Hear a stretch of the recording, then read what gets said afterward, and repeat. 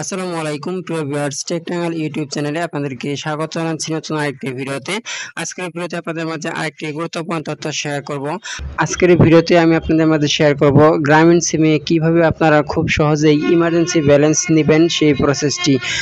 তো প্রিয় ভিউয়ার্স, চলুন আমরা কথা না বাড়িয়ে মূল ভিডিওতে চলে যাই। তো মূল ভিডিওতে যাওয়ার পূর্বে বরাবরের মতো আপনাদের প্রতি আমার ছোট্ট একটি অনুরোধ, এখনো পর্যন্ত যদি আমাদের চ্যানেলটি সাবস্ক্রাইব করে না থাকেন তাহলে এখন সাবস্ক্রাইব করে নিন, আর পাশে থেকে বেল আইকনটিতে ক্লিক করে নোটিফিকেশন করে দিন পরবর্তী ভিডিও আপডেট পাওয়ার জন্য।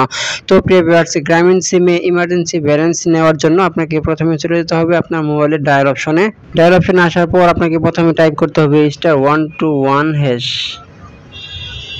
*121# লিখে আপনি গ্রামীণ সিম দিয়ে ডায়াল করে দেবেন।